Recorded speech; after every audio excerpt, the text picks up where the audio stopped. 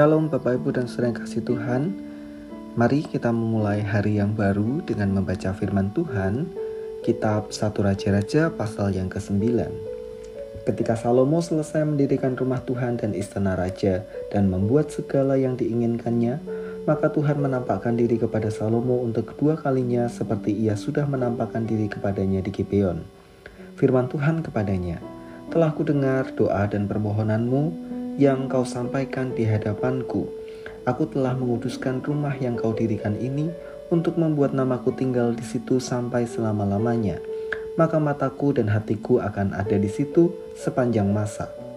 Mengenai engkau, jika engkau hidup di hadapanku sama seperti Daud ayahmu, dengan tulus hati dan dengan benar, dan berbuat sesuai dengan segala yang kuperintahkan kepadamu, dan jika engkau tetap mengikuti segala ketetapan dan peraturanku, maka aku akan meneguhkan tahta kerajaanmu atas Israel untuk selama-lamanya, seperti yang telah kujanjikan kepada Daud ayahmu dengan berkata, keturunanmu takkan terputus dari tahta kerajaan Israel. Tetapi jika kamu ini dan anak-anakmu berbalik daripadaku dan tidak berpegang pada segala perintah dan ketetapanku yang telah kuberikan kepadamu dan pergi beribadah kepada Allah lain dan sujud menyembah kepadanya, maka aku akan melenyapkan orang Israel dari atas tanah yang telah kuberikan kepada mereka, dan rumah yang telah kukuduskan bagi namaku itu akan kubuang dari hadapanku.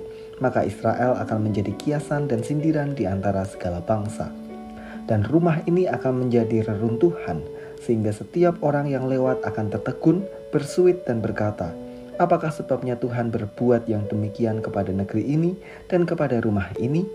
Maka orang akan berkata, sebab mereka meninggalkan Tuhan Allah mereka yang membawa nenek moyang mereka keluar dari tanah Mesir, dan sebab mereka berpegang kepada Allah lain dan sujud menyembah kepadanya dan beribadah kepadanya.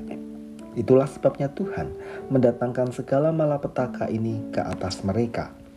Setelah lewat 20 tahun selesailah Salomo mendirikan kedua rumah itu, yakni rumah Tuhan dan istana raja.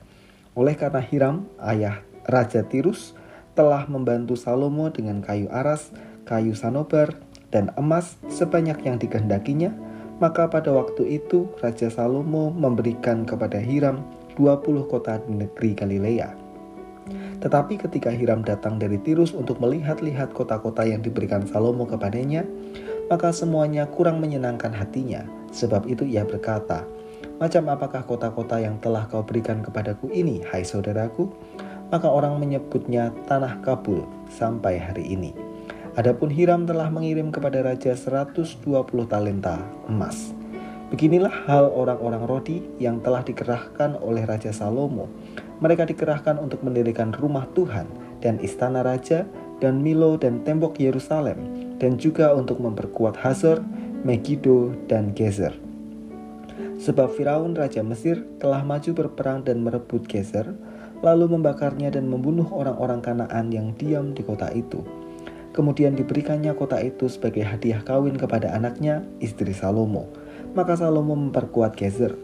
Lagi pula ada orang Rodi yang dikerahkan di Bet Horon Hilir, di Baalat, di Tamar, di padang gurun yang ada di negeri Yehuda, dan di segala kota perbekalan kepunyaan Salomo, di kota-kota tempat kereta, di kota-kota tempat orang berkuda, dan di mana saja Salomo menginginkan mendirikan sesuatu di Yerusalem atau di Gunung Libanon atau di segenap negeri kekuasaannya. Semua orang yang masih tinggal dari orang Amori, orang Het, orang Feris, orang Hewi, dan orang Yebus yang tidak termasuk orang Israel, yakni mereka yang masih tinggal di negeri itu dari keturunan bangsa-bangsa itu dan yang tidak dapat ditumpas oleh orang Israel, merekalah yang dikerahkan Salomo untuk menjadi budak Rodi. Demikianlah mereka sampai hari ini. Tetapi orang Israel tidak ada yang dijadikan budak oleh Salomo, melainkan mereka menjadi prajurit, pegawai, pembesar, perwira, atau panglima atas pasukan kereta dan pasukan berkuda. Inilah pemimpin-pemimpin umum yang mengepalai pekerjaan Salomo. 550 orang memerintah rakyat yang melakukan pekerjaan itu. Segera sesudah anak Firaun pindah dari kota Daud ke rumah yang telah didirikan Salomo baginya, Salomo pun mendirikan Milo. 3 kali setahun, Salomo mempersembahkan korban-korban bakaran dan korban-korban keselamatan di atas mezbah yang didirikannya bagi Tuhan. Dan ia membakar korban api-apian di hadapan Tuhan. Demikianlah ia menyelesaikan rumah itu. Raja Salomo membuat juga kapal-kapal di Ezion Geber yang ada di dekat Elot, di tepi laut Teberau, di tanah Edom. Dengan kapal-kapal itu, Hiram mengirim anak buahnya, yaitu anak-anak kapal yang tahu tentang laut, menyertai anak buah Salomo. Mereka sampai ke Ofir, dan dari sana mereka mengambil 420 talenta emas yang mereka bawa kepada Raja Salomo. Syarat dan ketentuan tetap berlaku. Ketika Tuhan menampakkan diri kepada Salomo untuk yang kedua kalinya, Tuhan menyampaikan bahwa Tuhan akan menegakkan tahta kerajaan Israel jika Salomo hidup seperti yang diteladankan ayahnya, yaitu Daud. Daud menjadi tolok ukur ketaatan dan kesetiaan manusia kepada Tuhan Allah.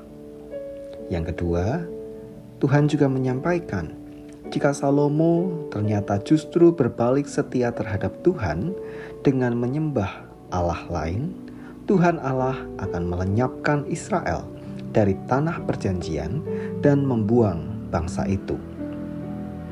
Dari sini kita belajar bahwa ternyata anugerah dan berkat Tuhan tidak membuat kita kemudian lepas dari syarat dan ketentuan yang harus kita lakukan. Tuhan hanya ingin umatnya taat dan setia kepadanya, tidak kepada Allah yang lain. Seringkali ketika kita mengikut Tuhan, lebih-lebih dengan jaminan berkat dan keselamatan yang sudah kita terima, kita jadi hidup seenaknya. Kita tidak menghormati Tuhan melalui tingkah laku yang tidak berpadanan dengan kehendak-Nya. Bahkan mendua hati dengan percaya kepada kuasa di luar Tuhan, kuasa apapun itu. Ini menjadi sebuah peringatan bagi kita bahwa mengikut Tuhan juga harus diikuti dengan sikap hidup taat dan setia dalam iman.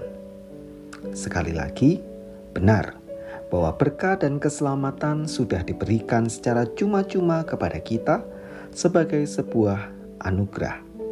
Bukan kita peroleh karena upaya kita sendiri.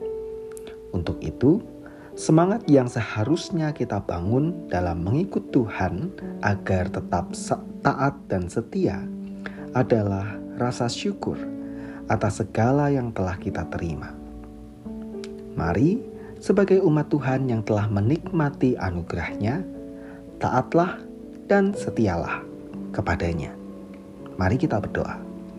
Terima kasih Tuhan karena Engkau begitu baik dalam kehidupan kami.